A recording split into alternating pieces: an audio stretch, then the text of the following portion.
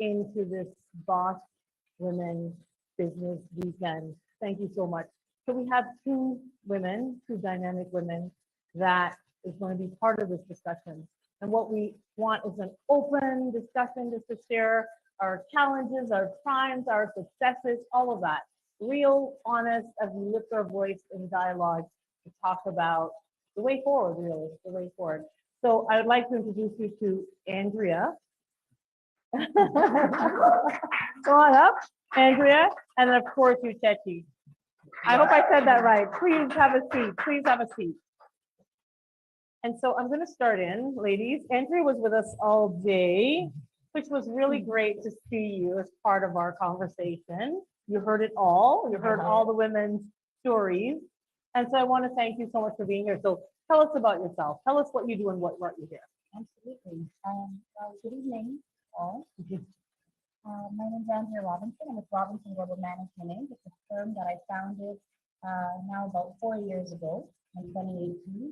We provide public sector procurement consulting services to about 95% of our clients, and about 5% of our clients represent our proposal development and support services. Over the last few years, that's been predominantly to small and medium-sized enterprises, and out of that, about 80% of those have been women-owned business owners. So it's a pleasure to be with you today and this evening, and look forward to speaking a little bit more as we go through our stories and our trials and tribulations. Fantastic. Welcome. Thank you for being here. Thank you so much for inviting me today. So I'm a business strategist. I'm also an author, speaker, and publisher. So I'm one of that epitome of multi-passionate entrepreneur. So one of my biggest passions and stuff that I do is really to help people understand how to monetize and actually thrive in their business. So taking their passion and gifts and really monetizing that way they can actually make a great business and actually start to thrive. One of the things that I saw a lot is where people have the side businesses and they struggle a lot. And I'm raising my hand, been there, done that. And that was where getting beyond that. And I've had a wellness center before, and then going into business strategy. And so really helping entrepreneurs, and majority of my clients are female entrepreneurs, and also people that are looking to get published as well, and also build their business and actually make a full-time living and actually make a lot of money with their business. So that's my jam. Fantastic. So my first question to each of you is, as entrepreneurs, there's usually an inciting incident, I'd say, which is, it's the base of the story. So my inciting incident is when I was 4 years old, I became an entrepreneur. And I recognized what the opportunity was for me at the age of 12. And so fast forward, 20 years later, I'm on this journey. And so what was your inciting incident? Absolutely. So I started off working years ago in non-for-profits, and I went into government. And as there's a West Indian mother, she would have said at that point, "You've made it," right? I hadn't made it. I was being overworked and grossly underpaid, and felt that I just simply wasn't being noticed, and was hitting a feeling that seemed to only apply to me in a lot of respects. And in the government sector, being challenged and told, overhearing that I had only reached the position I was in because someone was putting a quota, being told that the education and degree, all three of them that I had under my belt at that point were given to me by some sort of program that the universities in Canada were offering, etc. I kind of got sick of it, and I realized that though I was hearing that at the level and the front line of where I worked within the government at the time in Ontario, that thinking actually went all the way up in the hierarchy. And though others may not have specifically said that, the way I was treated made it apparent that that's how things were escaped. That was in the back of mind at times, is that I was somehow undeserving and was asking for more and I should have had. Or was deserving of. And so I went out into the private sector and broke my mother's heart, and worked for a very large consulting firm at the time that had 100 offices worldwide and all of that, and paid my dues. I think it's important that we all do that, right? So this isn't something just because you've asked for it, you need to earn it. Once I saw, on the outside there, there's still a glass ceiling. it was important then to learn as much as I possibly could, make a mistake with others, right? Before you open up your own firm. And once I hit that point mentally and thought, I can do this and I can do this on my own. And there's something unique I want to do with the service I'll deliver. And I'm not going to be able to do it here because my name isn't on this list. So I'm going to have to build a new list and then be able to deliver the services and the opportunities for clients in the way that I wanted to. But once I decided to do that, it took time. I'll tell you honestly, 12, nearly 13 months went by before I actually walked out of that door that had someone else's name on it. And in that time, there's a financial discussion that's happening, right? But it's not just I want to do something, but you have to be prepared to make that switch. If not, you will find your dinner plate quite bare.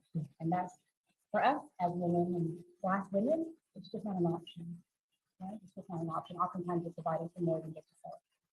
So it's important that in the heat of the moment, you may want to make a leap, but sometimes you got to take a step back. And I actually heard something earlier spoken to today, kind of being, but sometimes you have to leave. And I also heard Francis also mentioned that today as well. Sometimes you have to take a moment, think about it, strategize, because I know we're going to hear a lot about today, and then make that step forward. So once I decided I was going to become an entrepreneur and I was going to make my step out, I had mentioned that. Now I've been 10 years in on the private side, and I mentioned that to my superior at the time, who I actually did direct business development for 10 years, where I was earning and developing business of 200,000, 300,000, 500,000 in business every year, and proposal development, as well as in direct consulting services. And when I mentioned that to him, he said anything that I would start would hit rock bottom first. Remember, I told you when I made the decision, 12 months had to go by before I was in a position to leave. Once you get that feedback, you may want to cry, you may want to, you may want to just quit, right? Because now you realize that 16, 17, 18-hour days, weekends, and all of that to be given up, we're really not really being appreciated, right? So how do you continue? Well, you still have a livelihood, you still have this, so you have to fix it. But now you can't. And that was really, really key. I carried that message and not as a conscious stone in my shoe, but as a discipline for me and motivated. When I would go to a bank and things could not happen the way I wanted to, and I talk about that a little bit later if I get the chance. With my tribulation, I remember that somebody said I just hit rock bottom before I was and you use that and you let it push you. And it's important because I was actually, that affects me, but people may think it and never say it to you. So it's for all of us, and it can be family, and that's if it goes someone outside of my home, but it can be, your own family can do that. And I'm very women tell me that all the time. My husband, a friend, a cousin, or somebody doesn't know you get to motivate you, right? And to push forward. And for me, that was when I knew it was time to go. But I think long before then, I knew I had a message. I had something I wanted to share with the world. And I wasn't going to be able to do it there. And that's okay. And if you get the opportunity where you are to perform and deliver in a way that blesses you and feeds you, your heart, then you can stay. But if you find yourself in a situation where this is just not, it's not going to be it, it's not my end goal, you're not your financial decision, you just have to learn. You're suffocating and not realizing it. And you have to make that move for yourself. You'll know when it's time to go. And it may not be on someone else's time, it may be on your time. Someone, a friend may say, leave right now. And you have to know it's right for you. You have to make your own plans, because you have to look at your decisions. And as we know, as women, you are often someone else's parachute, right? You are someone else's lifeboat. We oftentimes don't have it. It's important. You're absolutely right, and thank you for sharing that. Thank you for sharing that. There's always a risk. There's always a risk, and you have to be prepared. You've heard the story, the Stacey story, taking the box to look at. You have to be prepared to take the risk along the path you're going. And that person did you a favor, because a lot of the times they don't say, and I'd rather hear it, then you know, because education and knowledge is the key. And when you know, then you know what to do with that information. So they did you a big favor. Thank you for sharing. Yeah, I think I've always had an entrepreneurial spirit within me. I've always wanted to be an entrepreneur. And so, but, I was working corporate, it's funny when you say breaking your mother's heart. I was, working in the corporate world. I was leading top senior manager, and I was told the next job, like the next senior level is going to be yours. And I was, when they say 9 to 5, it is not 9 to 5. It's more like 8 to 6 if you, on a good day, right? 8 to 6 on a good day. And there was a moment where, again, I was working really, really late. And I remember hearing a conversation with my boss, the very person that said, you're an amazing worker. The next thing, like, you're it, like, because I was like working hard. So I was in the cubicle. I don't think she realized I was there because nobody was there. And I'm sitting there doing my work quietly. And I heard her on the phone with her husband. And they were arguing about who was going to go to their son's final game. And I just kept hearing on her side, well, I have a meeting. Well, mine's too. And and here's the thing. I was in my early 20s. I was single, no boyfriend in sight or anything else like that, right? But I remember hearing that discussion, and they were both fighting and arguing about who is going to go to their son's game because it was important to him. Somebody had to go, and none of them wanted to do that. And I remember thinking to myself, and I just heard, and literally there's this flash with that conversation where you're it. And I just saw myself, that's my path. And there was a big, I don't want to say hell to the no, but hell to the no. Like, I'm like, that can't be my path. And like I said, I've always had that entrepreneur spirit to do things myself. So my first entrepreneurship thing that we did was actually with my sister, right? So, we were looking to open up a wellness center. So we did it. There was like a spa, fitness facility, a yoga therapy clinic, physiotherapy, RMT. We had a fitness center, a spa, like it was amazing. So eventually, as we did that, we're working full time, wrote my business plan, wrote it with my sister, got a loan from BDC, but it was literally enough to open the doors. And I was like, I'm out, right? I'm out. That was in 2008. During the biggest recession that my generation had ever seen at that time. And so if you build it, they will not come. If you build it, you need to work hard. You need to do the marketing. You need to put all these things in place. But for me, the rosy colored eye glasses that I had, if you build it, it will come, because we build this passionate thing. And so I remember going 2 years. My sister had her own condo. I had my own condo. So I had a mortgage, 2 years without an income. And I say, I have no idea how we made it through. I know, but I don't know. And it's where, and when I say blood, sweat, and tears, quite literally, there was one time where we heard about this gym closing down, and they were, giving away things. So we, like, at that point, I didn't meet my boyfriend at the time, my husband now, but we were out there, we're like, okay, we got to rent a truck. Let's get it. I literally, because we were pulling these things, my back was out for days. Thank goodness my sister was an athletic therapist, because she was like really hands-on. She was daily working on my back and everything else. And, it was a lot of hard work. And, when I think back at that was really at the time where my faith muscle was strengthened, right? And when you're talking about the rock bottom, but I think I forgot the author, Harry Potter.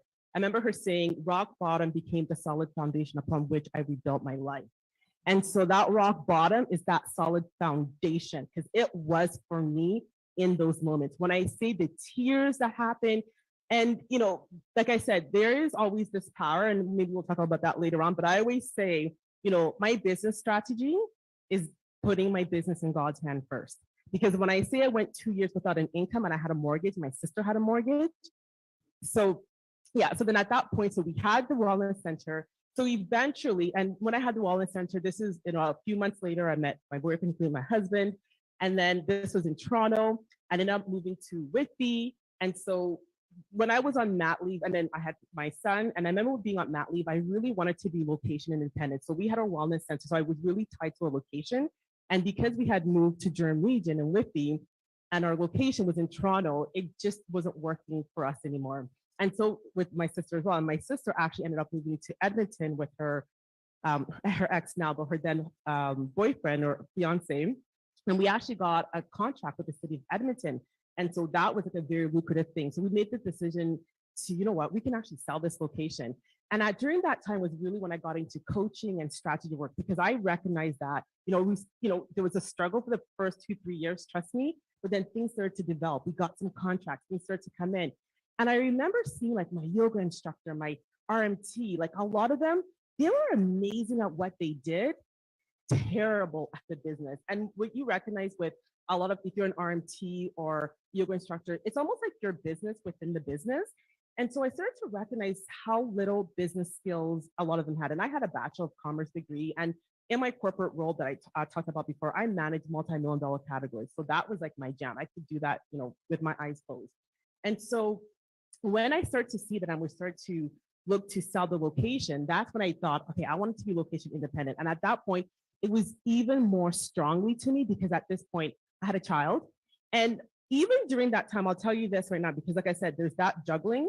At one point, I had my full-time job before I left. We had the wellness center because, like I said, in that 2008, one of the things I ended up doing was going back to my old job and working the business, talking about eating the humble pie. What happened to, I'm starting my wellness center. When I left, see ya. And then all of a sudden, I walk into the building. I'm just like, Chachi's back. I'm like, hey guys. Yeah, I'm back, But you know what? You've got to make those decisions. And so what happened for me was where I recognized that the salary they paid me, I can pay for a front desk person, because that's what I was doing. I was at the front desk saving money, and I was doing the business thing on behind the desk. I'm like, I could pay somebody with my part of my salary to run the reception. Now I'll be able to pay some of my bills. And yes, the biggest thing that would have said no was to what would people think. But you know what? I'm paying my bill. So I went back, and then at that point, because I had money to have my staff funded, and then things started to get better. And at that point is when we ended up selling it. But at one point, I was running the wellness center with my sister, working full time. I was living in Whitby, my job, Brampton. And then I was building my coaching business, because then I recognized when I leave this second time, I ain't coming back. They're not going to see me.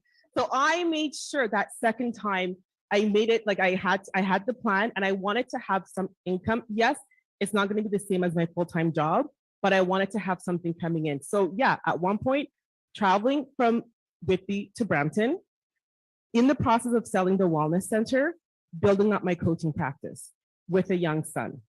And so I was hustling and I did it. But here's the thing, where when I sit here to this day, people are like, oh my God, you've coached thousands of people. You've been on TV, you've done all this stuff. And you're like, what's the biggest thing you've done? And you've published 30 people.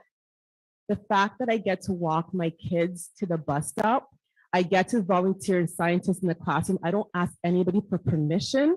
The fact that I get to do that, like when they come in now, they're one's in grade 6 and one's in grade 2. I open up the front door, they come in. That to me, I can't even explain it. That has been my biggest blessing ever, because that was the thing when I look back and I heard that discussion, I said, that was not going to be me, right? Yes, there's certain things where I'm still busy. There's certain things where, mommy, like you're on daddy duty, mommy's office, like my husband during COVID, especially when it was lockdown, he actually put a lock on my office because my daughter would come in. So there's times where I have to put that boundaries, but at the end of the day, I control my schedule. And so there was work to get there. But to be honest, the biggest work to get there was this part. It was all the mental work that got me there. And you get to make the choice. Yep. You get to make the choice. So all of that is impressive. But what I find the most impressive is that in 2008, you got a BBPA loan as a Black woman. So tell us about that. Oh my goodness. Yeah. Like it was a lot of work. Like I've been lucky because I used to work for Loblaw Company Limited, but it was like a big company, but I managed multi-million-dollar categories. So business was like my thing. And like, so the numbers, like this is the thing. And it's not sexy. I know it's not sexy. You want to do social media and Instagram and all that stuff. I get it.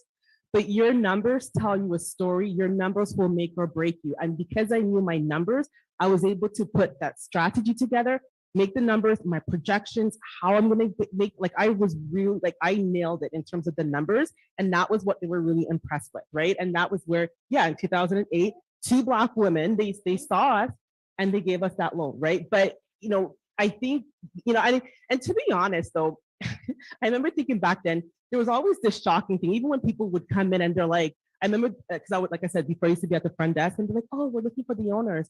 I'm like, yeah, I'm one of the owners. No, the people that own the business. Yeah.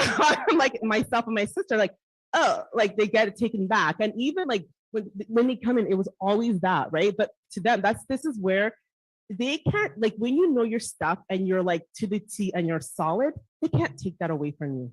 They can't take that away from you. So this is why it's so important to really nail that and get clear with it. No, that's such a great story. And of course, what you said about going back to your work, don't burn bridges because you never know. And Yeah. the entrepreneurial journey, it's not a straight path. Sometimes you do have to do that. I've done that many times. Going back to corporate Canada when they rule me in with that, usually it's always basic. I remember I took a job back in 2015, and the hook that they got to me, they said, well, if you work for us, then I know you're an entrepreneur, but you won't ever have to worry about how your payments are being made for your employees and your rent. And I signed that. I said, where do I sign? Where do I sign? I got it excited. And I went back to corporate Canada so fast. I mean, I did leave because once you're an entrepreneur, you know your path. But those are some of the things that you face along the way. Yeah. So what would you say? So for me on my journey, my biggest challenge has been finances, like getting access to capital. I was never wanting to get that BBPA loan or any other, because when I sat in the bank, they said, where's your husband? We want him to come and sign. And so I said, no, I am, independent woman. We can now vote and we can have accounts and we can get our own loans, but they never did that. And so that was one of the hardest things. And, they say the banks give you money when it's like the umbrella when it's sun shining, but when it's raining, you don't get the umbrella, which is when you need it. So you have to get capital when you don't need it. But that has been one of the biggest challenges. And what we hear at the BBPA as well is that continues to be a challenge for us, for Black women. So what are your challenges? What has been your biggest challenges? It's really interesting that you mentioned all of the stories. I think that is my favorite story. And it's probably the story of many of the women who become leaders. For myself, when I decided to, as I said, to reach and step out on my own, first thing you look at is money. Because the one thing I knew just from working in consulting before, I think I'd say I'm a little bit lucky in a sense where I moved into a space that I had already been working with. I know a lot of women entrepreneurs are oftentimes doing something that is quite different from what they do 9 to 5 to begin with. And so I say kudos to you and your courageousness, and I love that. For myself, it was something similar. So I did know that marketing was something I knew that was just money. And that was money we were going to throw away and we were going to hope to steal again, right? And so when I went to the banks, they effectively said to me, where is your husband? As you said, where is your father? Do you have a home? What's going to happen? How are we going to get our money back when we fail? When you fail, how are we going to get our money back?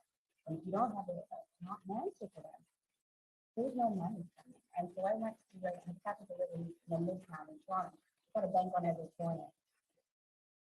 Every single one. Even the one I had been with since I was 12 years old, when my mother was looking at the house and asking for these questions.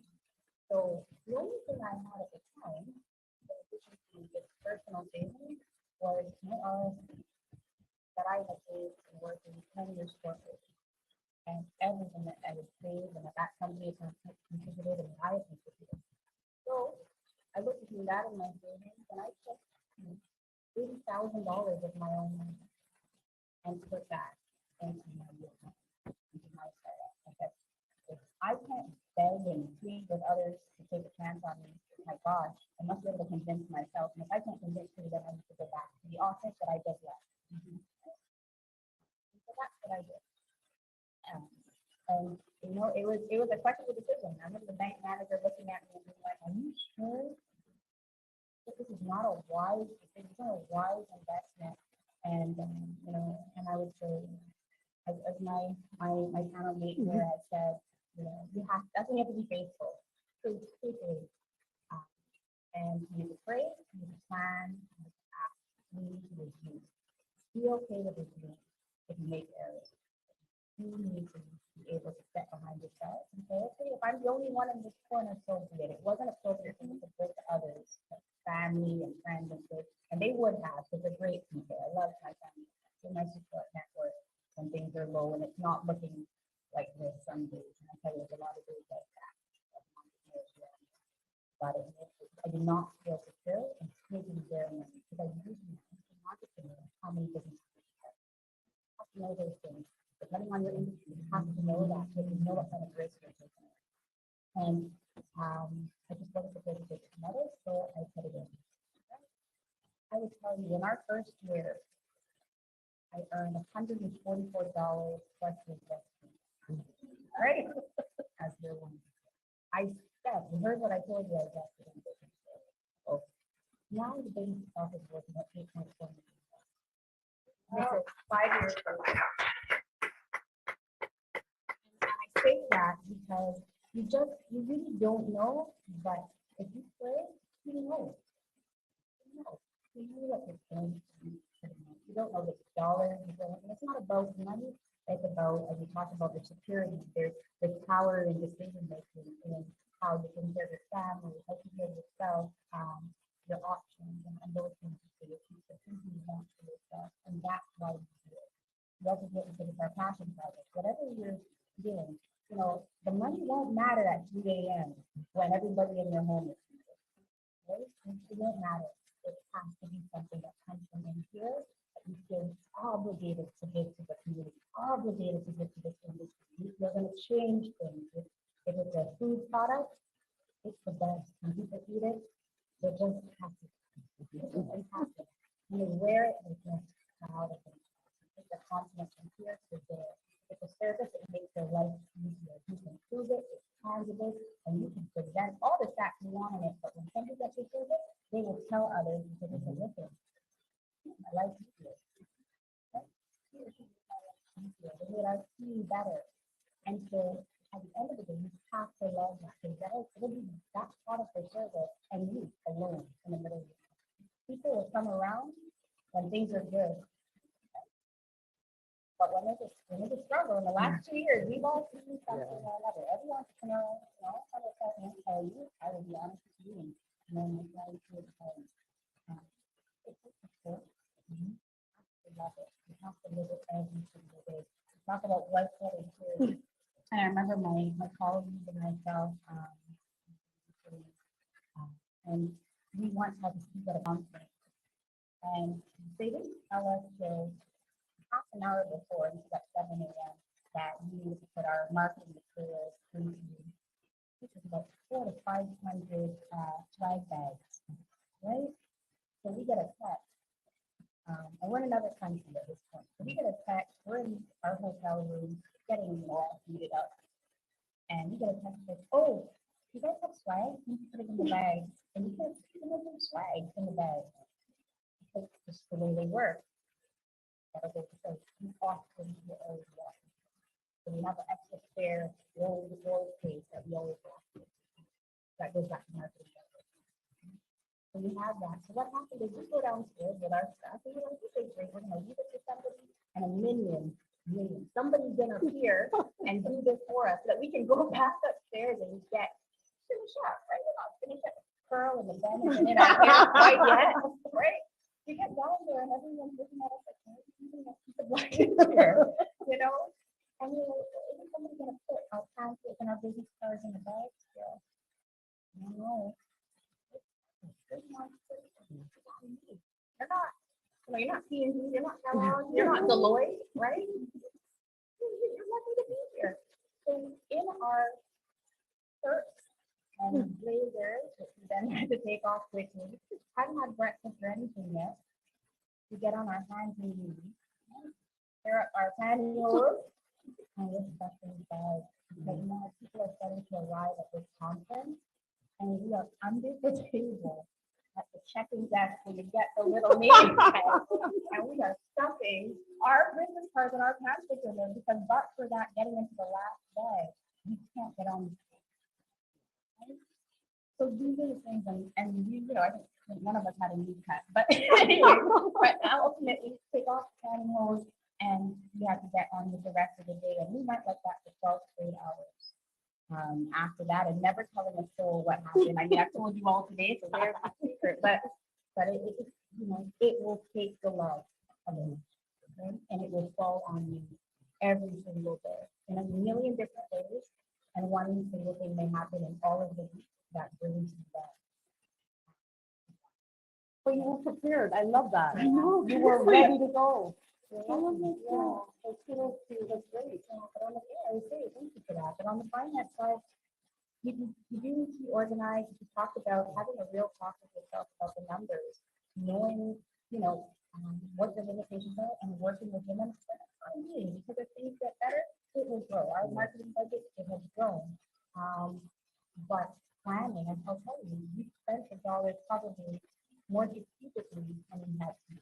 And I can tell you that the best decisions I made were years one and two with regards to that spend. And so even the last 2 years has forced us to go back to that. It allowed us to do that growth, getting the trade mission, and figure out what is the right way to market to the community. Depending on where your marketing is going in the world, that will change. If it's in Canada, if it's in the US, different. In the Caribbean region, their handshake people. If it's Latin America, their handshake people. Here in Canada, they like digital, right? They have to be able to maneuver that way and ensure that you're ready for what they're needing. That's where the finances and all of that planning really comes into. The numbers are important. Very, very important. So what about you? What's been your biggest challenge? I think, I mean, I would always say the financial one, I think, is what a lot of people struggle with in terms of getting it. But I was lucky in the sense of when I had the BDC when we got that. And then now in my strategy, like this is where creating programs, like I always say, if I want something, I'm funding it. I'm going to launch something to pay for it.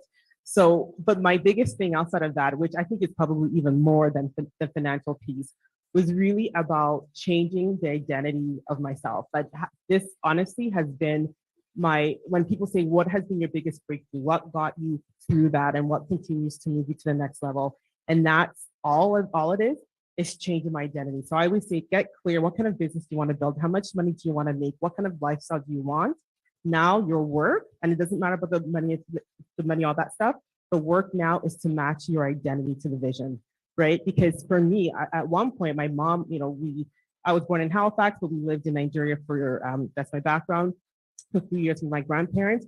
And my mother found herself where she had to go back to Nigeria because we were living with my grandparents at the time.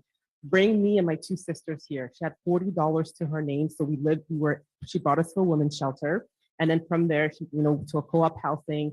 And then finally, you know, she worked really hard to, you know, actually finally own her own home.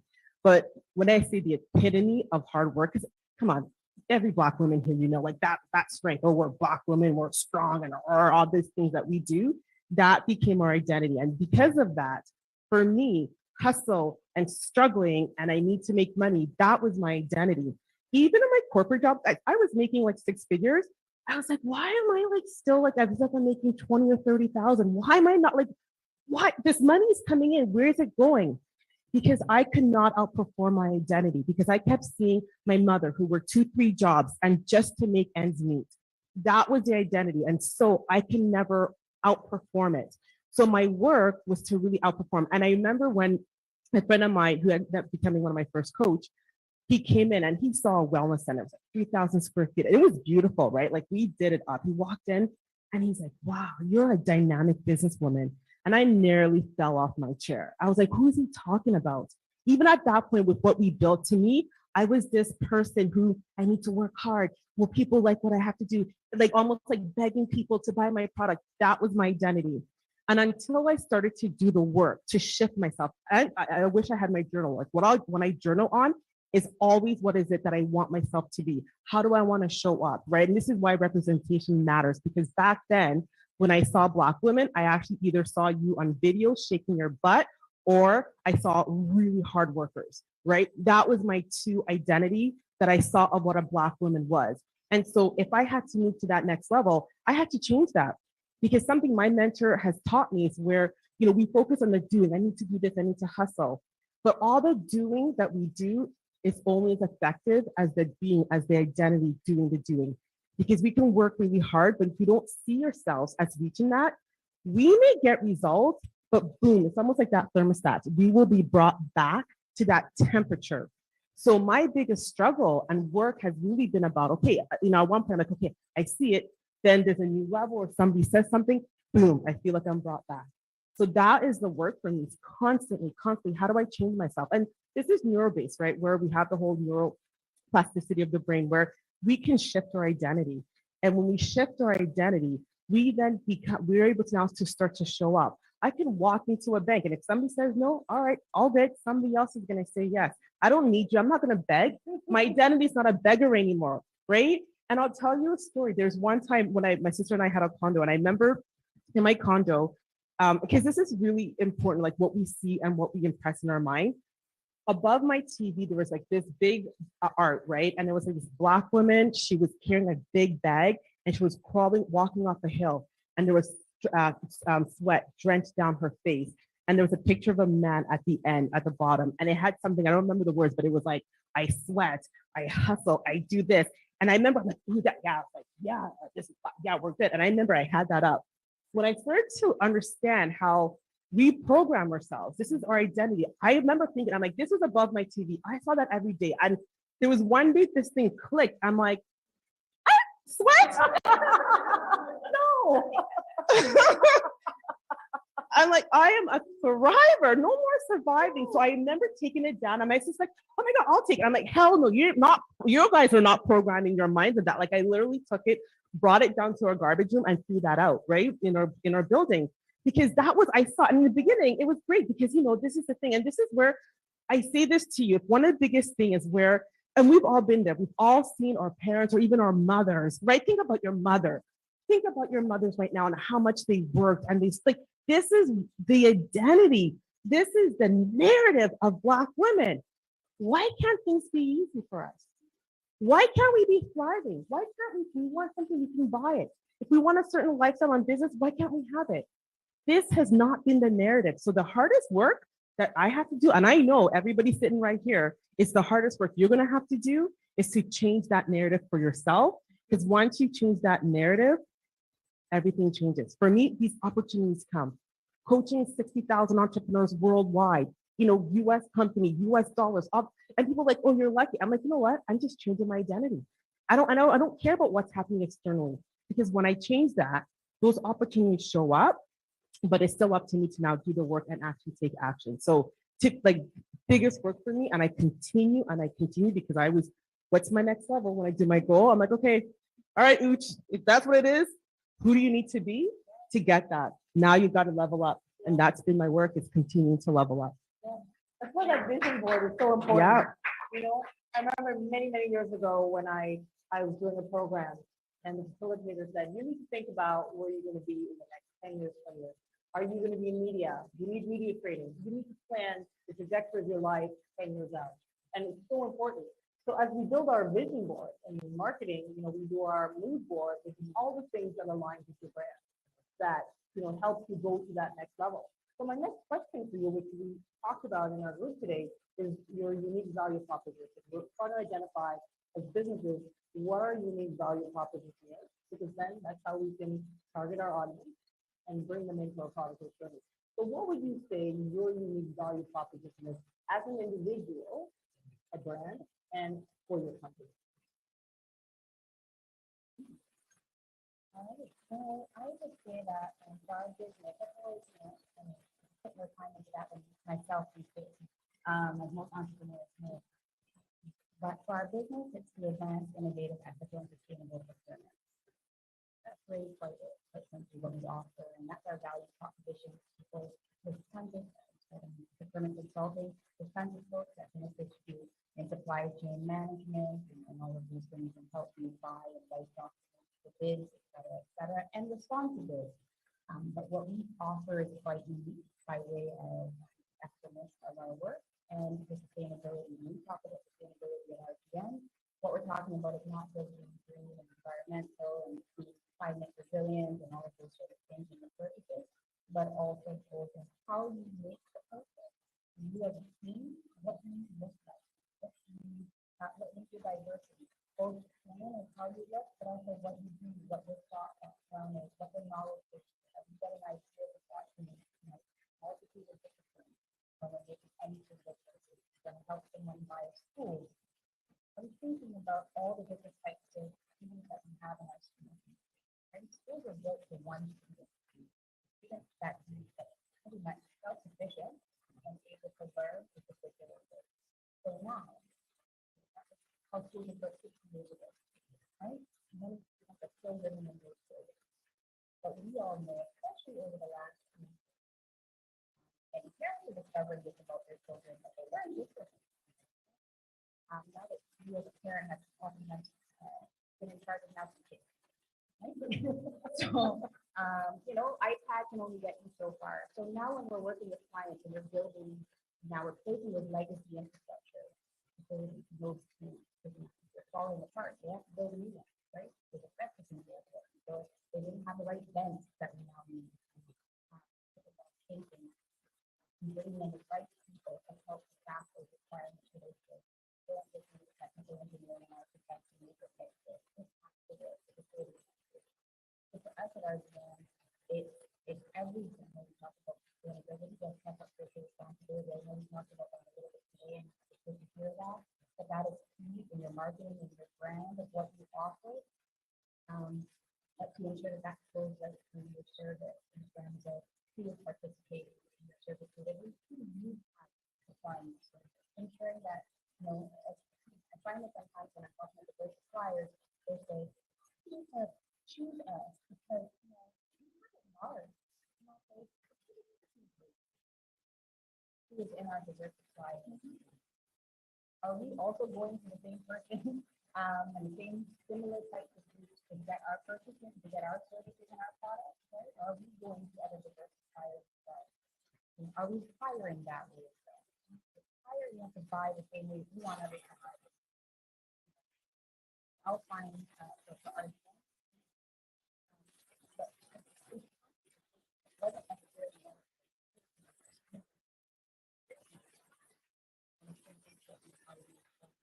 in terms of the value proposition, not going to lack of time more than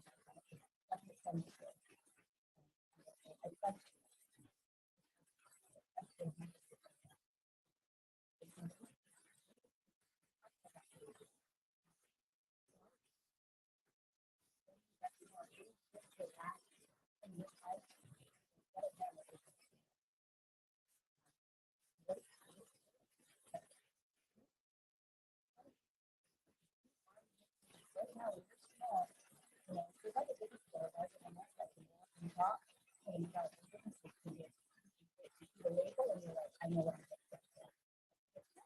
Especially in 5 years, I found that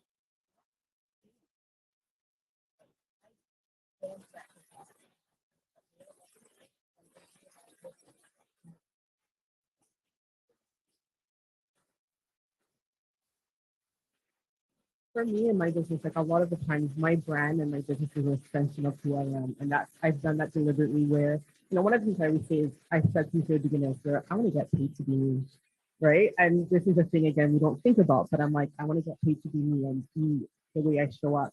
So one of the things that we do, we from my business, and we have different facets. Because I said I'm multi-passionate. I have Boston UK brand, and I also have my empowered living. So one of the biggest things we do is we're at the foundational pieces where we want to see people thrive and make a great living doing what they love. So no more struggling and that surviving piece. But I hate that word, right? Because we're done with surviving. I want to see you thrive. Because to be honest, one of my biggest fundamental beliefs is where all the garbage and noise that we see out there, if everybody was doing what when they feel like they're under a purpose, what they felt called to do, if everybody felt that way, all this garbage that we're seeing out there would be eliminated. I believe that fundamentally. And so this is something that I feel like I've taken on today. So how can I help as much people do that, right? And for me, I feel like I need to leave that legacy for my kids because we need to live in that world. So when I do my work and everything that I do with my businesses, I always work with three foundational pieces. And this is something that a lot of people who work with me have seen my work knows about me. So there's three levels of our unique selling proposition that we do. So it's all about strategic planning, mindset mastery, and universal wisdom. So for strategic planning, I love numbers. We got to get clear. What's your business, right? Get really clear about your business, how you make money, what's unique, how you're different.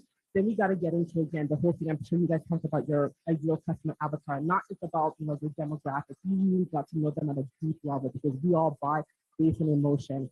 And then we look about the strategic planning where, okay, look at your operations. So how are you going to make that money, right? You're going to break it down, the numbers, how many clients or how many things you need to sell to hit those numbers. So we get in detail, understanding what is that going to look like. Then I throw in the mindset mastery because just like I talked about before, my biggest breakthrough came from changing who I thought I was. So it's not just enough to have that strategic planning.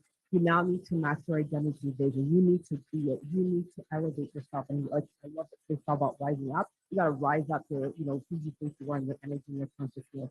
And then I have something called universal wisdom.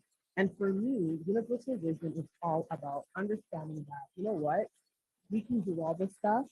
But when I believe that, like, so for example, I'll say my customers, as much as I love them and people who buy whether they buy my planners or I publish them and everything else, I'm grateful for them, but they're not the source of my income. They're simply just channels for which my income comes to me. And my channel, my source, comes from an infinite source. And when I said we had a corporate program before, this was like 25,000 at least a month that came in. There was one time where they took it in-house, so they didn't need my business anymore. And I remember thinking, oh my God, 25,000 a month that I was really just like that was consistent. I thought that corporate program was my source of supply, and I was told it was not. It was a channel. And so I have to tap in. So for me, my unique is when you work with my brand, it's all about, okay, some days about let's get really gritty. For other days, I might tell you there's certain things that I might tell you to be like, so you know what? I need you to journal out 25 times who you need to be. I don't want you to look at any marketing. Don't even do any Facebook. Done. You're done. What I want you to do, because you can do all that stuff because you're saying, oh my God, I'm not saying nothing. What if they, who am I to do this? I don't care. I don't care how many Facebook ads you do and how well targeted that you do it. If your energy is all like, oh my God, I'm not good enough, that's what's going to be brought back to you. So I work with you to add that piece in. And then we throw in again that universal wisdom because here's the thing, right? There is that source. And the other thing too is where sometimes, we hold on to things or somebody wronged us and there's just that energy of you owe me this, or I'm frustrated or I'm angry with somebody. Universal wisdom says that energy, when somebody owes you this, you're gonna all of a sudden owe somebody back. And then the other thing with universal wisdom is understanding that for me to get money into my life, I need to use money consciousness, my energy, right? We like to flex up. So whatever it is where, I actually got live this morning to one of my groups that I run where it was all about the energy of money.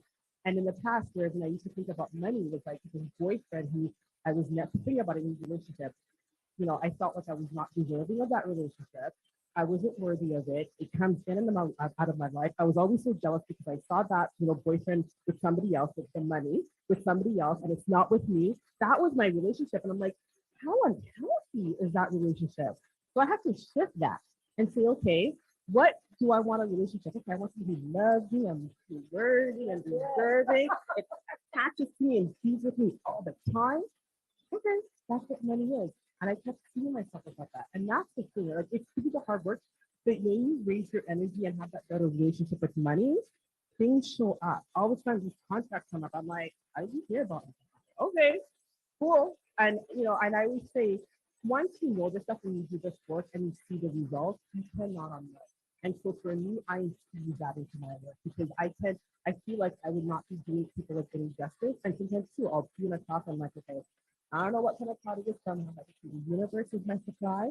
I'm like, oh, you guys can say God. All right, God is your supply because you don't know. You're like, okay, let me feel you out. But I mean, I would say different terms and definition, right? So, I would say use whatever works with your skills for practice. But it's where understanding that all of those elements, those three things, you can have one without the other. right? Because when you tune into that universal source, you feel like you're in the flow, you feel supported, you feel protected to do what you need to do. And again, when you have that mindset mastery, then you can do it strongly. And you can ask for the sale, right? You go to networking events and you see somebody who could have, you can serve, and all of a sudden you don't, you do, then you can ask for, yeah. I mean, I would say sales is an invitation. You invite them, they say yes or no, just attach yourself to it. So when you have that mindset of, oh my God, I can't, you don't even make the sale. It's always going to be zero, right? So all my uniqueness is those three colors put together, and it has to work. It's like a mixture. One without the, I can have one without the other. I would say though that my universal wisdom is that glue that holds the other two colors together. I always say there is an infinite, It- and I think we have to be really trust yourself. Blind faith stuff. Yeah, you'll have to do things that so the Bible says you get out of business. So my superpower is I'm a good very quick product experience. I just always said maybe close to close to very big picture, big stuff. What is your superpower?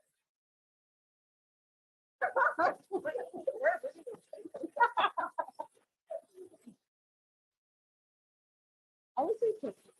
Okay. I think one of my biggest thing I would say that always came easy for me was to really, I know how to reverse engineer. So I would say I can I can help you get whatever you want. You just gotta tell me what it is, right? So sometimes people are like, I want to do this, and they're like, I don't know how. And I love taking that big vision. I mean, I love having visions for myself, but I think for other people, I'll take it, and then I just find it so easy to break it down and show them. And sometimes, because I always have people say, well, how you done? I'm like, isn't that just like not to say common sense, but I was able to break it down. And sometimes I do what I with my clients where I call crawl, walk, run strategy. Where I'm like, okay, you know what? I need to know your run. Tell me your run. Okay, so we're here. Let's crawl, because sometimes you know what? I know with my kids, if we try to run before they know how to crawl, well, there's an accident happening, right? And sometimes you can have big results, but for the most part, like what does your crawl look like? What does your walk look like? What does your run look like? So I have this, like my biggest thing is like, it's so easy for me to like, if you have a goal, I can just tell you how to break it down, how to reverse engineering and step-by-step process to make it happen and get it.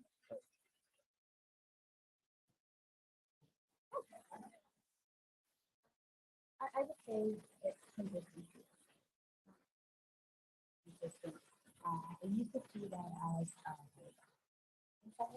this is that is attached to really innovative and consistent practice are becoming. You can be a consistent person, meaning people know what they're going to get in every impact. But you can still grow as a person, you can grow as a business owner, the business itself can flexible change and rise to the occasion, and many have had to in the last decade. That's if you say you're going to be somewhere, be there. That's reliability. But then you can't just hit the 8 o'clock hour once. Every single time, right? And this is a huge thing. And we talked about this earlier today with regards to we have such new opportunities, and when we're given or when we create those opportunities, I would say, because they're not often given, I think that's something that's sort of feedback. This package of entrepreneurship.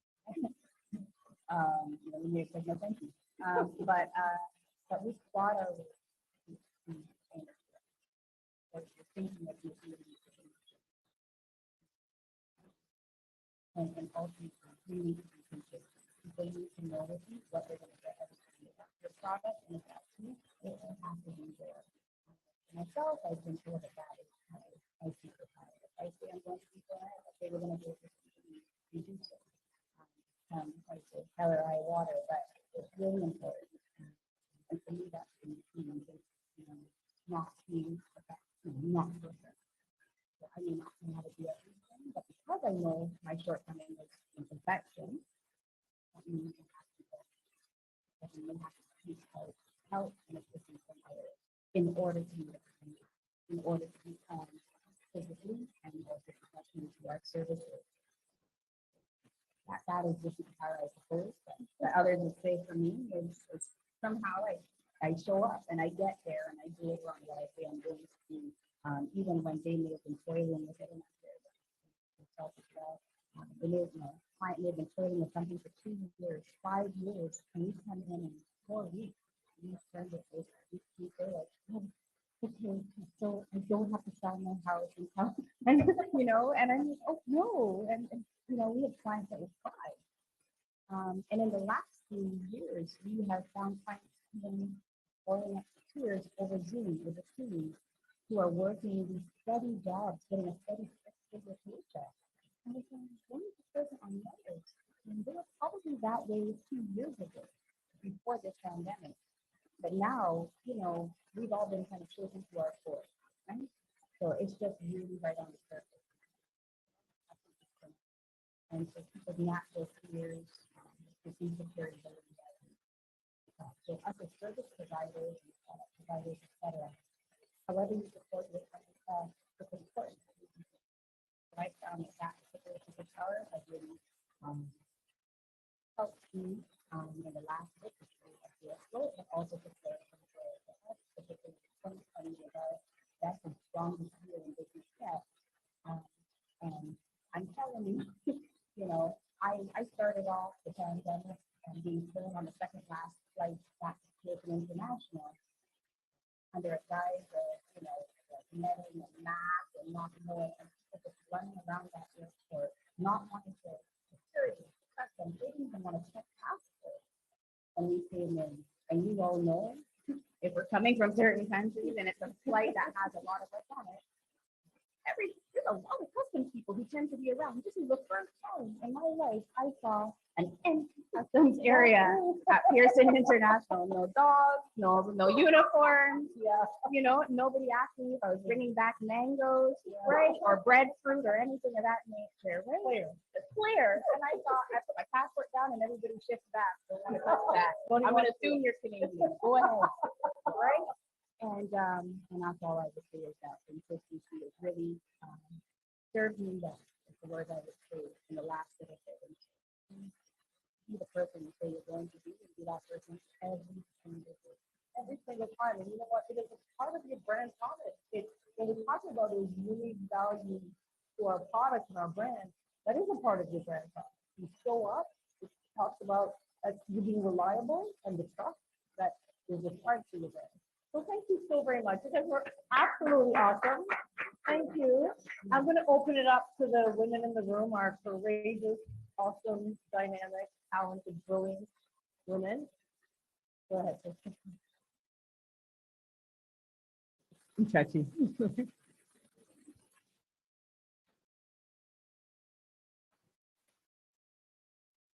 Multi-passionate entrepreneur.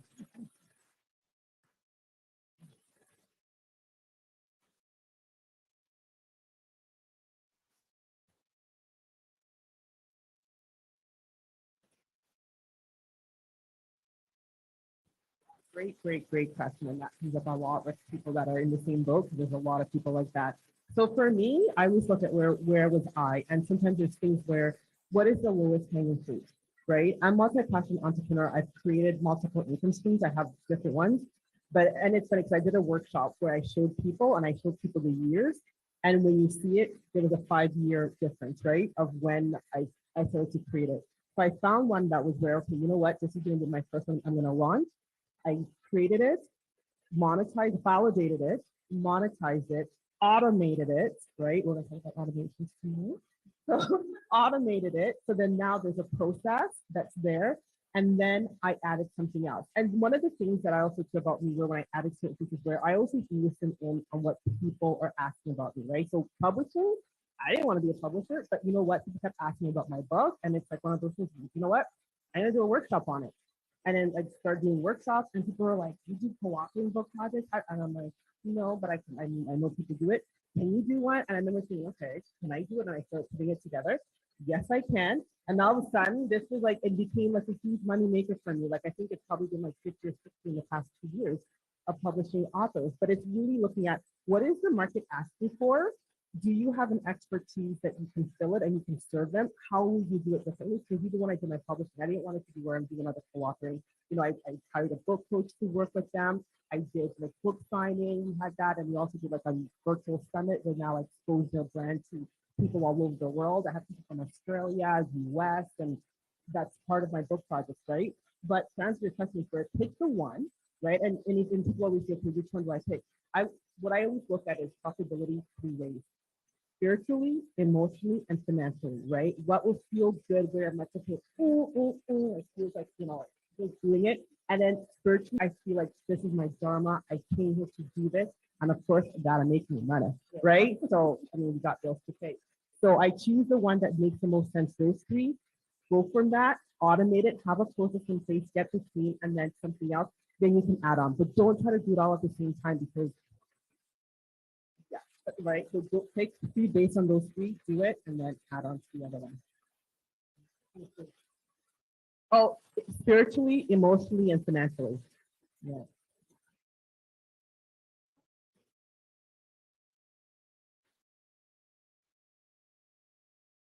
Check these.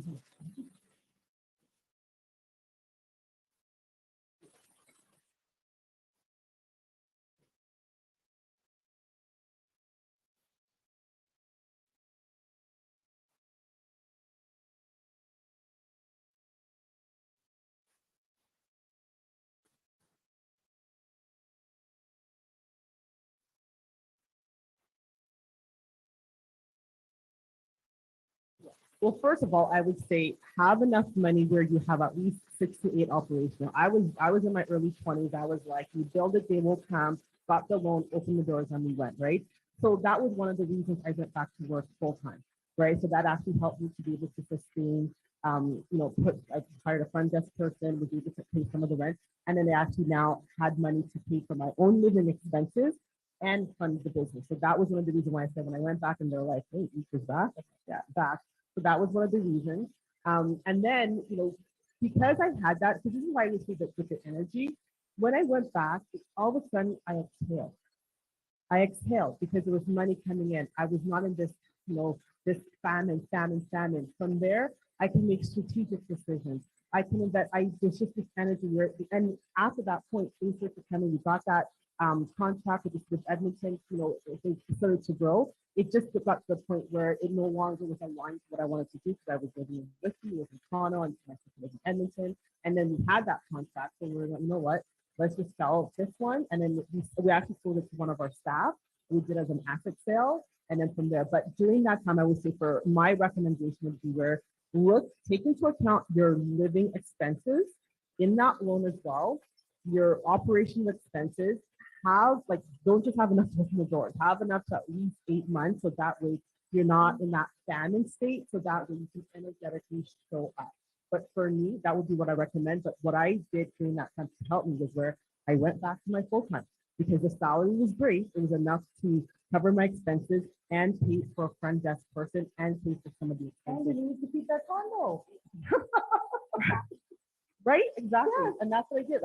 And luckily I also had the condo too where I had equity in it as well. And at one point my sister did take out equity in her condo. And that's what we had too. This is another thing where we actually wanted to, right when we were done university, we wanted to open up the wellness center. But we thought, you know what, why don't we just work for a bit first? I mean, you said it greatly where put in the dues. So we did work. We didn't open up right away. And thank goodness that we did because she bought a condo, I bought a condo, my other sister bought a condo. We all had condos in the same building. Second floor, third floor, fourth floor. I know. My husband, he didn't know at the time, he married like 3 women. And literally my sister now, they're all like 3 minutes from me in Whiskey. So, but we had the condo. So thank goodness we did because then, the BDC one wasn't dependent on our condos, but at one point we really needed it. My sister refinanced and plus I could hedge like, okay, if you don't it, I also had equity in my condo, right? So that helped us out with it.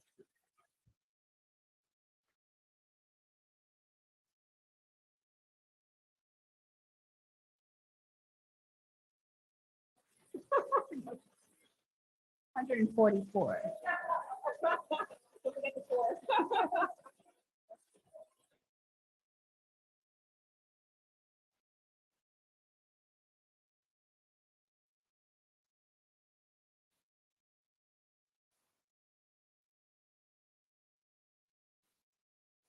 That's a great question. I'll tell you, the 144 itself, it was planned. I knew what that year would look like prior to engaging in business. And this would have come out months in advance. And so I knew this was going to be a building year. And people oftentimes not telling that half first year or two, you're just, you're really hemorrhaging cash, right? But I think that knows yeah. But that you need to plan before you leave your first job. If you have a current job, right? For myself, I moved for 6 months, 7 months from the bank. But if I didn't earn a dollar, I could. And so that helped. I did not collect my own first paycheck until 13 months into my new business. It took a lot of prayer. I can be completely honest in this group. I can say that, you know, I can say it anywhere, but in particular in this group, I would say that there's a strength that needs to come, and it will not be able to come from other people. If you, and having some deep conversations, it's like, okay, I've made help. I've made this move. I think I'm the smartest person on earth. That's great. How move it forward? And all I can tell you, and it's similar to, you know, what the thing is the fact it happened. Somehow the food was there. I never missed meals. I never missed meals. I never missed payments on whatever it may be. I'm even sad that there was poorly happening or assisting someone else with their bills continued to happen. I was concerned that you not even come to this, right? When I took on this journey. But ultimately it was planning. It was knowing the investment I had made in investing in that. Being strategic, that was going to pan out, but how was it going to pan out to follow through what we talked about, and really working and building. I mean, I did that actually $144, but with the budget I had, because of course, you know, many of us would be self-investment. We will self-generate our starting income. A lot of us have not come from the bank. It's good to see over the last year or so that all of us, the world has realized women-owned businesses and Black women-owned businesses exist. But I will tell you that the federal government, speaking of Canada, only 1% of the spend that the government of Canada goes to women-owned businesses, and of that we are committed. Okay. So we're going to save ourselves. We're going to see that's it. We need to invest in private, right? So once you start moving ahead, you know, everyone's like, okay, of course, but look around, who can you invest in? And may that be $5. I know coming up for myself, I put in committed myself $10 a month to this particular women-owned business, and I don't miss it. Right? Until she's where she needs to be, I'm not going to miss it because that's the commitment. And it sounds very small, but if everybody does that, right? And that person is not going to necessarily as a big business because I remember, you know, I remember what that was like. It's lonely. It's really lonely. What life? It was lonely because I knew there was nothing more. I put everything I had earned in the private sector and in the government into this business. I just had to. So once you get, when you find yourself moving years ahead, there's that. We talk about our 10%. However, you do that. I mean, everybody has their own religion, their own faith, and their own approach to me. That was key. I realized that the shortcoming within our group was education. So I made sure that a certain amount that we earn every month goes towards educating other young Black women, helping them with their high school tuition, their clothing, everything, anything that stops somebody from getting into the classroom and out and acting. That was cool. I remember we talked about being like the only person, being the person who being said, I don't want to be the person I follow. You're going to be the person. You're going to be lonely. You're going to be the second pepper and like room for the salt. And you have to be comfortable with that. If you're not comfortable with your blackness, nobody else will be. Yep, all right? Nobody else will. So for me, I found, and I thank you for that support, ladies, because, and you have to remember this, remember this camaraderie, remember this community, when you leave here over the weekend, remember that there's a whole group of people. It's much more than just a group here, because everyone who helps coordinate and build this session, but everybody in here wants you, right? And if you feel that, you have a low point, you know how to reach out to any of us. You got your LinkedIn or phones or emails or whatever. And I'm telling you, everybody in here will be open just to sit and hear you. Even if it's just not that struggle you have out. Maybe we can't solve it. Maybe we can't purchase the service, but we can hear you and get that support. And sometimes that's all you need to cross, because after that, the very next year, you need to keep it. Not $150. Don't worry. Things got brighter. Things got double. Exponentially. No, but things got brighter, right? Because now the marks and all of these things, right? And then we saw Jesus come. Pandemic hit, and I'm like, no. But there was opportunity. But there was opportunity. There was many opportunities. Absolutely, absolutely. And so that for me is really a story. I didn't say you have to be prepared and in the right place at the right time and opportunity comes your way. You can't be so scrambling and figuring out who you are. You have to know it. You have to be comfortable figuring it out for sure. And and we have to be thankful and to give gratitude. I remember my mother would always say to me, maybe what's happened to me, like you have to go on and you got grace. I put the grace on prayer on the grace to thank God, because your trajectory would have been very different. And we always have to be in the space of gratitude, and we have to be intentional. We have to be intentional about giving back, spending our dollars in our community with Black women entrepreneurs. We have to, because if we can't invest in ourselves, how do we expect others to invest in us? And that is the only way we're going to get it. So thank you guys so much. And now I'm going to call our Vice President of Partnerships and Outreach, one of my favorite people, Francis Del Sol, to offer the vote of thanks. Thanks, Fran. So, ladies, this is really why we are here. This is it. Tonight was inspiring. It was awesome. I've heard Andrea. This is the second time we've seen Andrea, but I was on. I don't even remember where, and I don't know if we've planned this yet. But I heard Andrea and I thought, why hasn't she spoken to all of those women? Why haven't we heard this story? And I reached out, and so I sent a connect. I really love to connect with you, and the rest is history. Uchechi, I've heard many times speak, but from the first time I was impressed. And then we're leaving Durham, so I see a lot. And I'll tell you, you got a book in your gift bag. Uchechi. Oh, thank you. Right?